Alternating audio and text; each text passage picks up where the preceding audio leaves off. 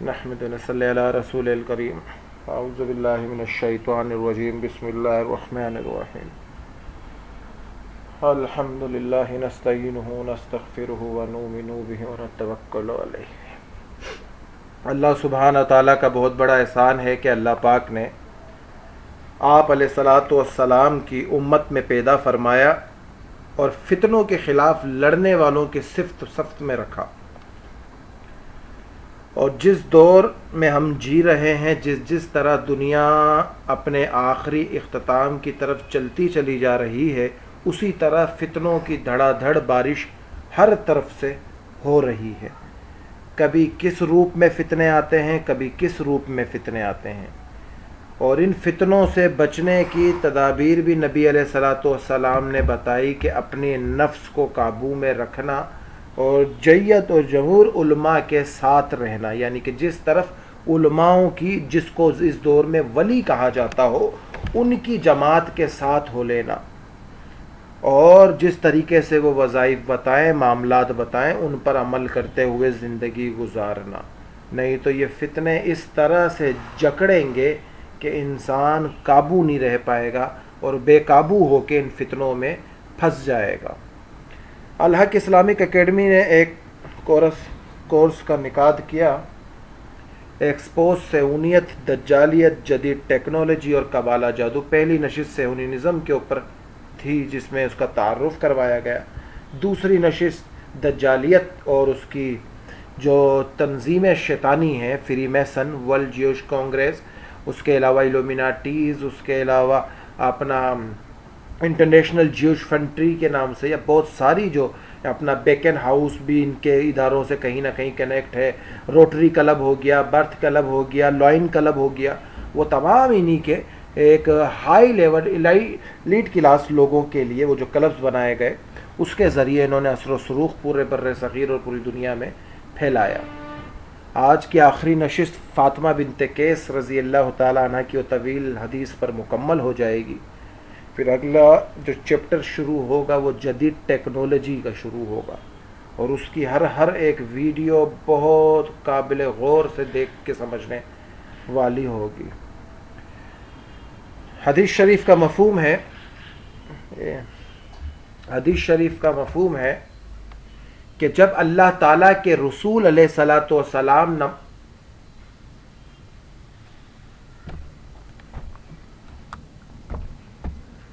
حدیث شریف کا مفہوم ہے کہ جب اللہ کے رسول علیہ الصلاۃ والسلام نماز پڑھ چکے تو وہ ممبر پر تشریف فرما ہوئے اور مسکراتے ہوئے فرمایا، تم لوگ اپنی اپنی جگہ پر بیٹھے رہو۔ پھر فرمایا، جانتے ہو میں نے تمہیں کیوں جمع کیا ہے؟ لوگوں نے کہا، اللہ اور اس کا رسول بہتر جانتے ہیں۔ آپ علیہ الصلاۃ والسلام نے فرمایا، اللہ کی قسم میں نے تمہیں نہ تو کسی چیز کا شوق دلانے کے لیے جمع کیا ہے اور نہ ہی کسی سے ڈرانے اور دھمکانے کے لیے اکٹھا کیا ہے، بلکہ میں تمہیں یہ بتانے کے لیے جمع کیا ہے کہ تمیم داری پہلے عیسائی تھا، وہ آیا، اس نے بیعت کی اور اسلام میں داخل ہو گیا۔ حضرت تمیم داری رضی اللہ تعالی عنہ صحابی رسول بن گئے، اسلام میں داخل ہوئے۔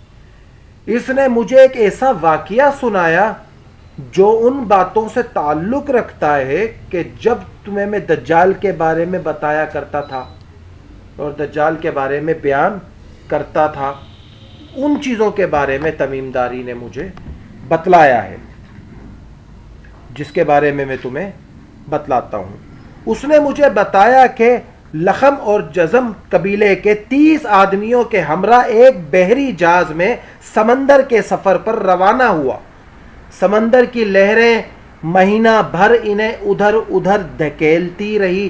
یہ جو سمندر لفظ ہے نا، مہینہ تک وہ جو لہریں دھکیلتی رہی، یہ لکھ لینا، اس پر پھر میں آپ کو تفصیلی بتاؤں گا برمودا ٹرینگل سے اس کا لنک کس طرح سے کچھ لوگ تجزیہ نگار جوڑتے ہیں کہ وہ کیوں دھکیلتی رہی، یہاں تک کہ وہ ایک جزیرے میں پہنچ گئے۔ اس وقت سورج غروب ہو رہا تھا۔ وہ ایک چھوٹی کشتی میں بیٹھ کر جزیرے میں داخل ہوئے۔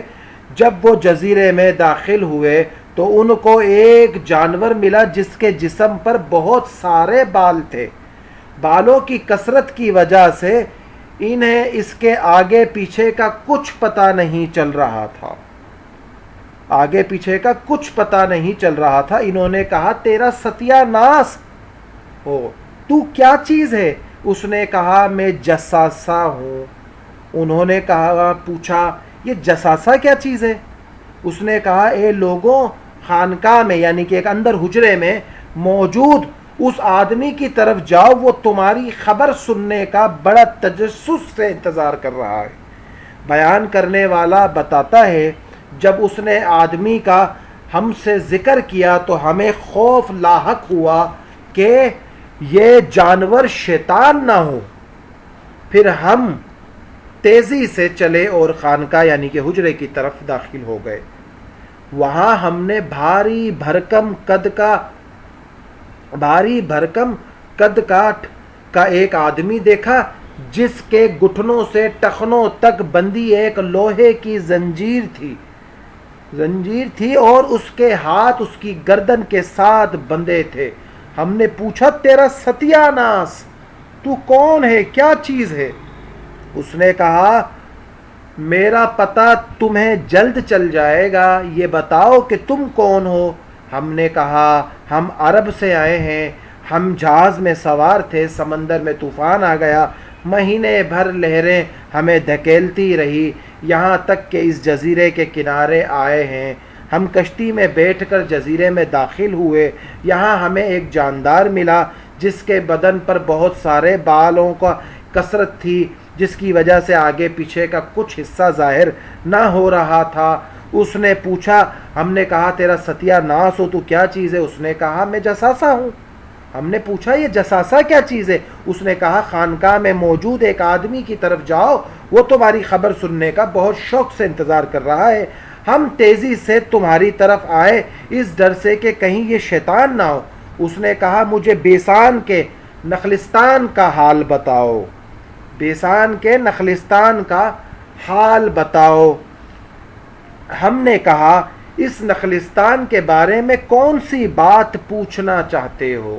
اس نخلستان کے بارے میں کون سی بات پوچھنا چاہتے ہو؟ صحابہ نے جو اس سے پوچھا، اچھا اس جگہ پر ایک چیز یاد رکھنا، نخلستان ایسے خطے یا ایسے زمینی ٹکڑے کو کہا جاتا ہے جو خشک اور آب ریگستان کے درمیان کوئی سرسبز اور شاداب علاقہ ہوتا ہے۔ پورا ریگستان ہو خشک اور بیچ میں کوئی علاقہ سرسبز ہو اور چشمہ یا کنواں درخت موجود ہو۔ جغرافیائی اصطلاحات میں نخلستان سے مراد وہ خاص خطہ زمینی ہوتا ہے جہاں صحرا میں کھجوروں درختوں پر موجود ہو، اسے ساتھ ساتھ پانی کا کوئی چشمہ بھی موجود ہو۔ عموماً اس قسم کے نخلستان عرب اور اس کے ساتھ کے ملکوں میں پائے جاتے ہیں۔ تو صحابہ نے کیا پوچھا کہ تم اس کے بارے میں کیا جاننا چاہتے ہو؟ ہم سے پوچھو کیا جاننا چاہتے ہو تاکہ ہم تمہیں اس کے بارے میں بتا سکیں۔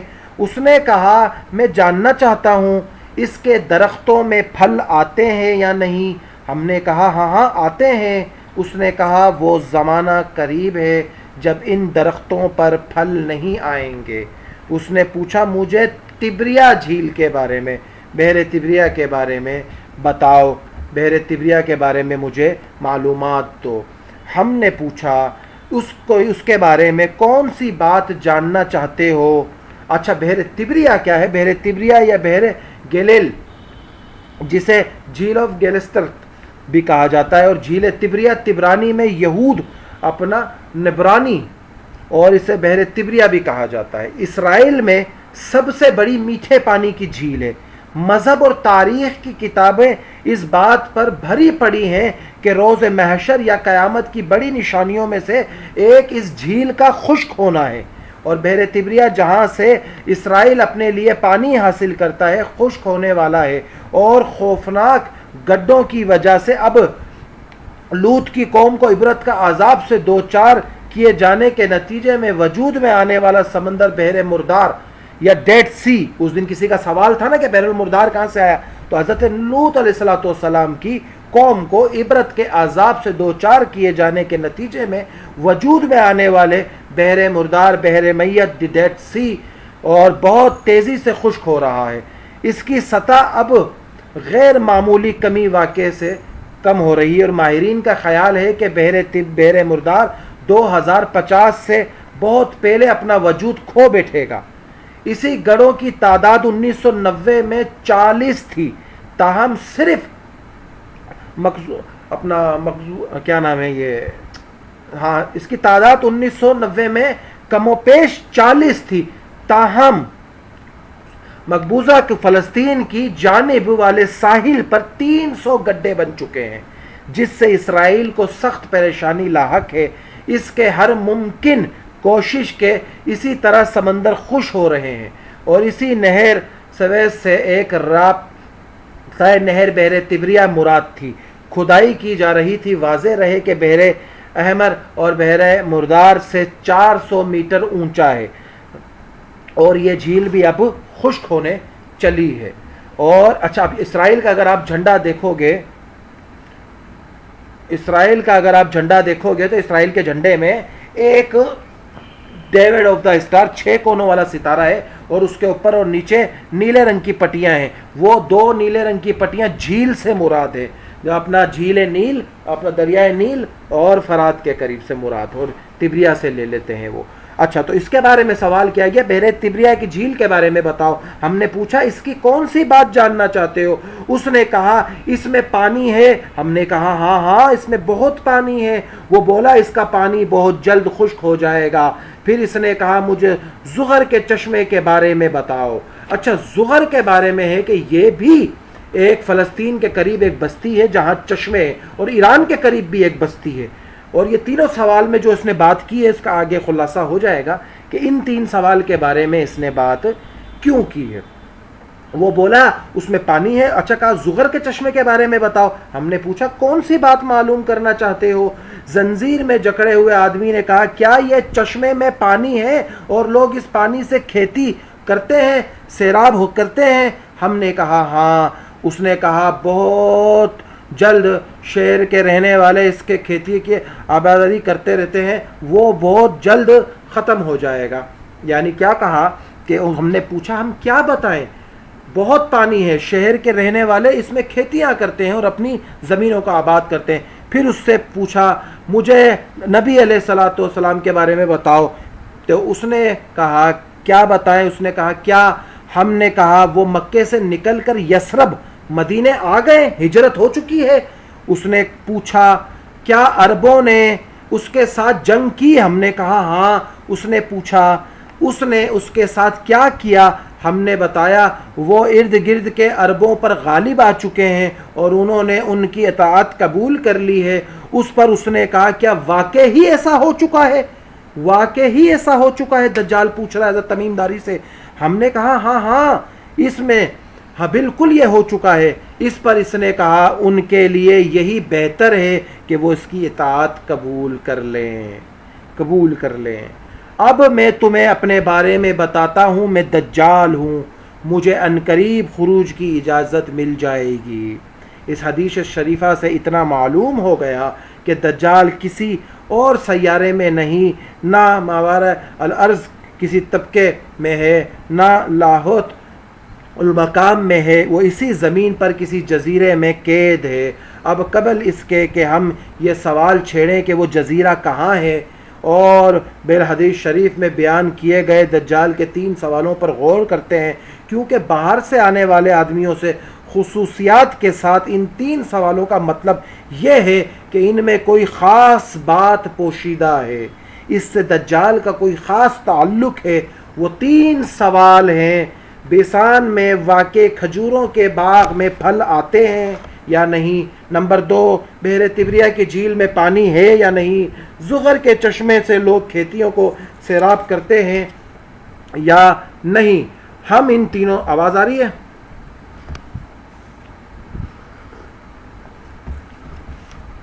ٹھیک ہے۔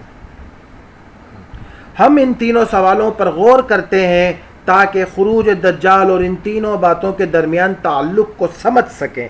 اس کے بعد حدیث شریف میں ایک خاص نقطے پر سوچیں گے، یعنی جزیرے میں موجود اس شخص کے کردار پر جسے الجساسہ کا نام دیا گیا ہے۔ نمبر 1، بیسان کے باغ۔ بیسان فلسطین میں ایک جگہ کا نام ہے۔ سب سے پہلے حضرت عمر فاروق رضی اللہ تعالیٰ عنہ کے دور خلافت میں مشہور کمانڈر صحابی حضرت شرجیل بن اسنا رضی اللہ تعالیٰ عنہ نے فتح کیا تھا۔ 1924 میں خلافت عثمانیہ کے سقط کے بعد جب جزیرہ عرب کے حصے اپنا نخرے ہوئے تو اسی اردن کا حصہ بنایا گیا۔ 1948 تک یہ اسلامی ملک اردن کا حصہ تھا۔ مئی 1948 میں اسرائیل نے جو اپنی زبردستی سلطنت قائم کی تو بیسان سمیت ارد گرد کے علاقوں پر قبضہ کر لیا۔ جیسے اس دن میں نے ایک نشست میں ذکر کیا تھا، جو اسرائیل نے عربوں سے جنگ چھیڑی تو اس جنگ چھیڑنے کا نتیجہ کیا حاصل کیا کہ اس نے ان خطوں پر قبضہ کر لیا جو خطے تمام وہی معاملات سے جڑے ہوئے تھے، تو اس نے ان عرب امارات پر قبضہ کر کر اپنے قبضے میں ان کو لے لیا۔ یہ اسرائیل قبضہ میں ہے، یہ اسرائیل کے قبضے میں ہے، دجالی ریاست ہے۔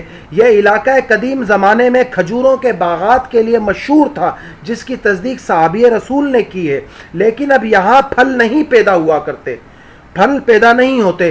مشہور مورخ اور سیاح علامہ یاقوت حموی اپنی شارح آفتاب کتاب میں ذکر فرماتے ہیں کہ میں کئی مرتبہ بیسان گیا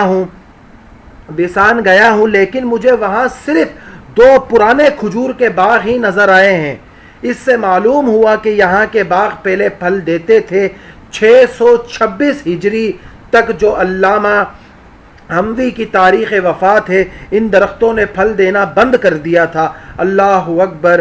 یہ دجال اس بات کی تصدیق ہے، دجال کی اس بات کی تصدیق بھی ہے کہ وہ زمانہ قریب ہے کہ جب اس کے درخت میں پھل نہیں آئیں گے۔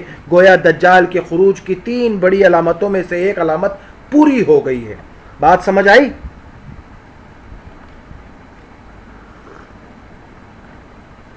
دجال نے جو سوال بیسان کے درختوں میں پھل لگنے کا پوچھا تھا، اس میں اب پھل نہیں لگتے، اور اس نے کہا تھا کہ عنقریب پھل نہیں لگیں گے، تو اب اس میں پھل نہیں لگتے۔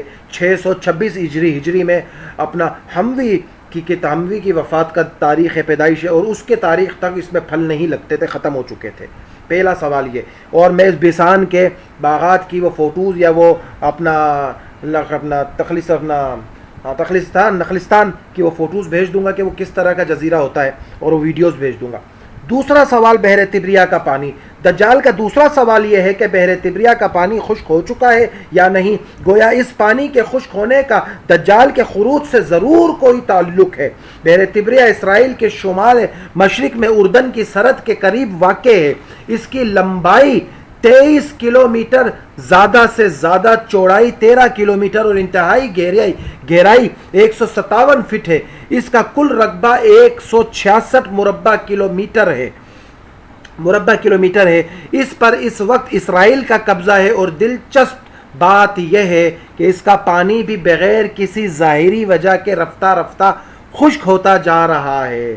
اسرائیلی حکومت خلیج عقبہ سے پانی کی پائپ لائنوں کے ذریعے یہاں پانی پہنچاتی ہے، لیکن بحر طبریہ کا پانی میٹھا اور سمندر کا پانی کڑوا ہے، اسی لیے اس میٹھے پانی کے لیے بڑے بڑے پائپ نصب کرنے پڑتے ہیں، جس سے بڑے پیمانے پر اخراجات آتے ہیں۔ بحر طبریہ کے خشک ہوتے ساحلوں کی تصویریں کئی سالوں پہلے ان کالموں کے ساتھ شائع ہو چکی ہیں کہ اس کا خشک ہونا اس بات کی دلیل ہے کہ دجال کی زبانی کے خروج کی دوسری علامت بھی پوری ہو چکی ہے، اور بحر طبریہ کے اندر خشک ہوتے ہوئے ایک جزیرہ نکلا ہے جسے باقاعدہ طور پر دیکھا گیا ہے، اور اس جزیرے کی فوٹوز اور ویڈیوز اپلوڈ ہو چکی ہیں، کئی بار آرٹیکل میں ہم نے شائع بھی کی ہیں، وہ میں بھیج بھی دوں گا، اور باقاعدہ گوگل میپ کے ذریعے بھی اس جزیرے کو سرچ کیا جا رہا ہے کہ دیکھا جائے، اور اس جھیل میں سے وہ جزیرہ ظاہر ہوا ہے۔ دجال کا دوسرا سوال، اس کی وہ پیشن گوئی بھی پوری ہو گئی کہ پانی خشک ہو رہا ہے۔ یہاں تک بات سمجھ آئی؟ ٹھیک ہے، ماشاءاللہ۔ نمبر 3، زغر کا چشمہ۔ دجال کا تیسرا سوال، جو در حقیقت اس کے خروج کی اجازت ملنے کا وقت قریب آنے کی تیسری علامت ہے۔ زغر کے چشمے کے بارے میں تھا۔ زغر دراصل حضرت لوط علیہ السلام کی صاحبزادی کا نام ہے۔ آپ کی 2 صاحبزادیاں تھی، ربا اور زغر۔ بڑی صاحبزادی کو انتقال کے بعد جس جگہ دفن کیا گیا وہاں قریب ہی ایک چشمہ تھا جس کا نام عین ربا پڑ گیا، اور عربی میں چشمے کو عین کہتے ہیں۔ اپنا چھوٹی صاحبزادی کے انتقال پر انہیں بھی اسی چشمے کے قریب دفن کیا گیا، اس کا نام زغر کا چشمہ پڑ گیا۔ یہی جگہ اسرائیل ہی میں بحر المردار دی ڈیڈ سی کے نام سے مشرق میں ہے۔ دجال کی تفتیش اور تجسس کے عین مطابق یہ تیسری جگہ بھی اسرائیل میں واقع ہے، اور اس کا پانی پوری طرح خشک ہوتے ہی اس کے خروج کی اجازت مل جائے گی۔ اس کے خروج کی اجازت مل جائے گی۔ کس چیز کی اجازت؟ کہ دجال کے وہ تینوں سوال جو اس نے کیے ہیں وہ ہو کر مل جائے گی۔ اچھا، بیسان جو ہے، جو باغات ہیں، اس کو کہا جاتا ہے بیت شیان، اسرائیل کا ایک شہر ہے، اور عبرانی میں اسے بیت شیان کہا جاتا ہے، اور عربی میں اسے بیسان کہا جاتا ہے۔ ایک شہر جو اسرائیل میں ضلع اپنا شمال کی طرف واقع ہے۔ بائبل کے مطابق یہ منسی کا شہر تھا اور اشکار کے علاقے پر تھا۔ بیسان کی مجموعی آبادی تقریباً 16,900 افراد پر مشتمل ہے۔ اپنا منسی کیا ہے؟ منسی بائبل کے مطابق حضرت یوسف کے بیٹے ہیں، ان کے نام پر یہ علاقہ ہے۔ اور بیسان جسے منسی کہا جاتا ہے، کہ منسی کا شہر، بیت شیان، یہ جو اسرائیل کا نام دیا ہوا ہے، تو بیسان کے باغات وہی شہر فلسطین ہے۔ تو یہاں تک آپ کو بات یقیناً سمجھ میں آ گئی ہوگی کہ یہ جو دجال کے 3 سوال تھے، اب اس کے حوالے سے اس آڈیو کو سننے کے بعد، پورے اس بیان کو سننے کے بعد، جب یہ سوشل میڈیا پر اپلوڈ ہو، اس کو سننے کے بعد لازم ہے کہ ہم وہ تینوں سوالات کی جگہ دیکھیں اور ان کا رقبہ دیکھیں، وہ کس جگہ واقع ہیں، اس میں کیا کیا تبدیلیاں آ چکی ہیں۔ دونوں نشانیاں بظاہر بیسان کے باغوں میں پھل کا نہ آنا، بحر تبریہ کا جھیل کا سوکھنا، یہ دونوں نشانیاں ظاہر ہو چکی ہیں۔ عربوں کی جنگ بھی نبی علیہ الصلوۃ والسلام والی نشانی ظاہر ہو چکی ہے۔ یثرب کی طرف نبی کی ہجرت بھی ظاہر ہو چکی ہے، وہ نشانی بھی۔ اب آخری جو نشانی ہے وہ ہے زغر کے چشمے کے بارے میں۔ جیسے ہی اس کا پانی خشک ہوگا، دجال کو خروج کی اجازت مل جائے گی اور وہ باہر آ جائے گا، اور دجال بھی اس جگہ میرے نبی کے تعلیمات، میرے نبی کے اس کی قدر، میرے نبی علیہ الصلوۃ والسلام کی وہ جو نورانیت ہے اس کا ذکر کر رہا ہے کہ ان عربوں کے لیے بہتر یہی تھا کہ وہ نبی کی اطاعت کو قبول کر لیتے، بہتر یہی تھا۔ جب دجال بھی یہی کہہ رہا ہے کہ بہتر یہی تھا کہ وہ قبول کر لیتے، تو یعنی کہ نبی علیہ الصلوۃ والسلام کی تعلیمات سے ہٹ کر، نبی کی بتائے ہوئے طریقے سے ہٹ کر کوئی راستہ نہیں ہے جو فتنہ دجال سے کسی بھی لڑکے، لڑکی، بوڑھا، بوڑھی، عورت، آدمی، بچہ، جوان، سب کسی بھی انسان کو محفوظ رکھ سکے۔ صرف محفوظ ہونے کا طریقہ نبی علیہ الصلوۃ والسلام کی شریعت کی چھاؤں ہے، اس کے نیچے آ کر وہ کامیاب ہو سکتا ہے، اپنے نفس پر قابو کر کر کامیاب ہو سکتا ہے، اپنی خواہشات کو مار کر کامیاب ہو سکتا ہے۔ اسی لیے اقبال نے کہا کہ محمد سے وفا تو نے تو ہم تیرے ہیں، یہ جہاں چیز ہے کیا لوح قلم تیرے ہیں۔ یہ وہی چیزیں ہیں جو ساری کی ساری بتلائی گئی ہیں، ساری کی ساری بتلائی گئی ہیں۔ اس کے بعد بھی اگر کوئی ارشادات پر عمل نہیں کرتا تو پھر وہ اپنے بیڑا غرق ہونے کا ذمہ دار خود ہے، نہ وہ پھر کسی مولوی کو اس کا ذمہ دار ٹھہرا سکتا ہے، نہ کسی اور کو، کیونکہ وہ پھر اس میں اپنے آپ میں وہ خود بخود اس میں دھستا چلا جائے گا۔ کیونکہ فتنہ دجال سے لڑنے کے لیے ایمانی قوت کا ہونا افضل شرط ہے، اس کے ساتھ ثابت قدم رہنا، اللہ پر یقین توکل ہونا، اور اس کے ساتھ پھر اللہ سے مدد مانگتے ہوئے لڑنا۔ اس کے بعد ہی پھر جا کے اس کا کوئی معاملہ بن سکتا ہے، نہیں تو اس کے علاوہ اور کوئی ایسا معاملہ نہیں ہے کہ جس کے ساتھ یہ کام اپنا انجام دے سکے، یا اس کام کے ساتھ یہ آگے چل سکے، یا آگے چل کر یہ بات چلے۔ اقبال رحمۃ اللہ علیہ نے مرد مومن کے بارے میں کہا تھا، آواز آ رہی ہے؟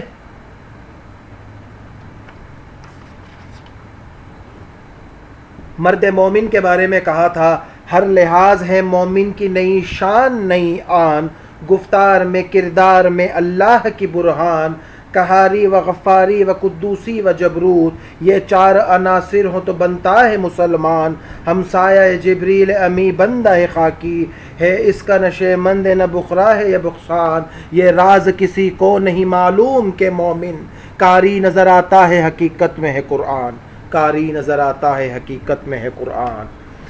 اور یہی وہ ایمان تھا کہ جو انسان کے دل میں اللہ نے سمایا۔ اسی پر تقی عثمانی صاحب حفظ اللہ مرکزہ نے عالیہ نے اپنی ایک نظم، ایک نعت میں بڑے زبردست اشعار کہے، جس کو جنید جمشید رحمۃ اللہ علیہ نے نعتیہ کلام میں پیش کیا۔ کہا کہ بسا لینا کسی کو دل ہی میں، یہ دل ہی کا کلیجہ ہے، پہاڑوں کو تو بس آتا ہے جل کے طور ہو جانا۔ بسا لینا کسی کو دل ہی میں، یہ دل ہی کا کلیجہ ہے، پہاڑوں کو تو بس آتا ہے جل کے طور ہو جانا۔ یعنی اللہ پہاڑوں پر قرآن کی ایک آیت بھی اتار دیتے تو کیا فرماتے ہیں کہ ہم قرآن کی ایک آیت بھی اگر پہاڑوں پر اتار دیتے تو پہاڑ ریزہ ریزہ ہو جاتے۔ ہم نے موسیٰ کو صرف تجلی دکھائی تھی، موسیٰ بے ہوش تھے، کوہ طور جل گیا تھا، اور ہم نے مسلمان بچے کے دل میں، بڑے کے دل میں قرآن کے 30 پارے حفظ کر کے رکھ دیے۔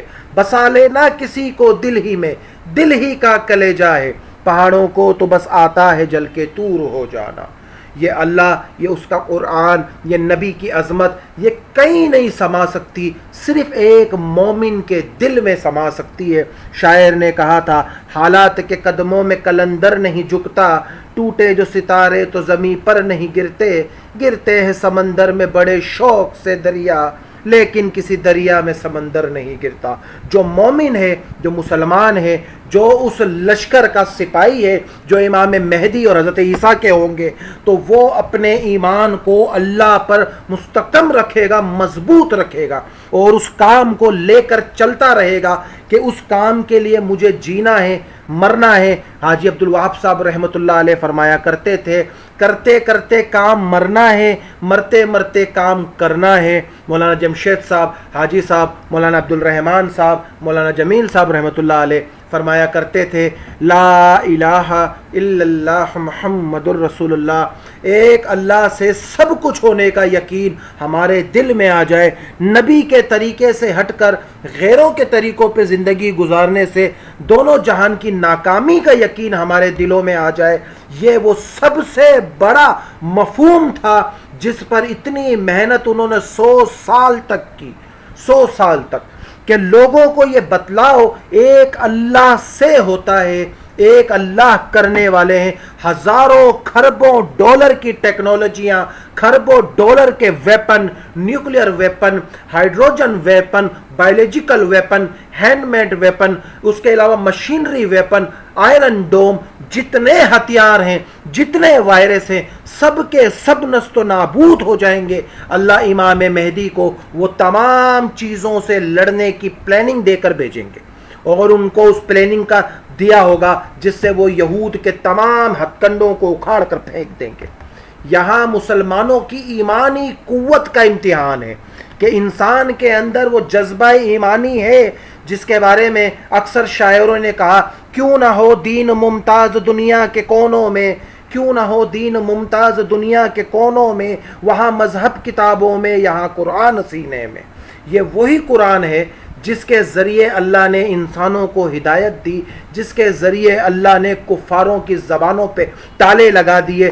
بڑے بڑے کفاروں کے شاعر بیٹھ گئے، قرآن کی ایک آیت کا جواب وہ اپنی شاعری میں نہ دے سکے، کسی نے بھی اس کی ہمت ہی نہ کی، کیونکہ وہ مان گئے کہ قرآن قرآن ہے، اس کا برابر کوئی نہیں ہو سکتا۔ اسی لیے نبی علیہ الصلوۃ والسلام کی تعلیمات ہی دجال کے فتنے سے بچنے کا آخری ذریعہ ہے، اور پہلا بھی یہی ہے۔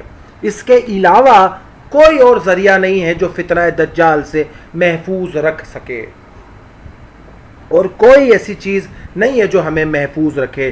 اور ہر روز سورہ کہف کی ابتدائی 10 آیات اور آخری 10 آیات کا ورد کرنا، اور جمعے کے دن پوری سورہ کہف پڑھنا۔ اب آج کے بعد یہ نشست مکمل یہاں اختتام پذیر ہوئی، اور اس کے بعد جو اگلا چیپٹر شروع ہوگا وہ جدید ٹیکنالوجی اور اس کے بعد جو آخری لاسٹ چیپٹر ہوگا وہ قبالہ، جادو اور کورس کے بارے میں آخری نشستوں کی تکمیلیت تک جائے گا۔ اب جو نشستیں ہوں گی اس کے لیے سب سے زیادہ کنسنٹریٹ کرنا لازم ہے کہ کنسنٹریٹ کریں۔ اب اس صورت میں آگے پڑھاؤں گا کہ جس صورت میں آپ لوگ کلاس میں تکرار کریں گے تاکہ آپ لوگ اس کو دہرا سکیں، اس میں سوال اٹھیں، ان کو ڈھونڈیں، ان کے جواب سرچ کریں، کیا ہے نہیں سمجھ آتا، کوئی طوبہ سے پوچھے، کوئی خولا سے پوچھے، کوئی مریم سے پوچھے، کوئی راؤ سے پوچھے، کوئی سائمین سے پوچھے، پوچھو کہ سوال کیا ہے، بتاؤ۔ لازمی نہیں ہے کہ ہر چیز پر میں ہی گائیڈ کروں، آپ بھی اپنے ذہن سے سوالات بناؤ۔ اب کل کی انشاءاللہ نشست دیکھتے ہیں، اگر کل میرے کام کی کوئی سیٹنگ نہیں ہوئی تو کل نشست ہو جائے گی، نہیں تو پھر انشاءاللہ کل یا تو رات میں دیر سے نشست کریں گے یا پھر انشاءاللہ عید کے بعد ہوگی، مگر اس کے دوران جو بھی سوالات آپ کے ہیں، چاہے وہ عید والے دن بھی کیوں نہ ہو، سوال آپ بے شک جس ٹائم چاہو کر سکتے ہو، کوئی مسئلہ نہیں ہے، سوال کی کوئی دقت نہیں ہے۔ امید ہے یہاں تک یہ بات سمجھ آ گئی ہوگی۔ اللہ پاک ہم سب کو عمل کی توفیق عطا فرمائے، فتنہ دجال سے ہمیں محفوظ رکھے، آمین۔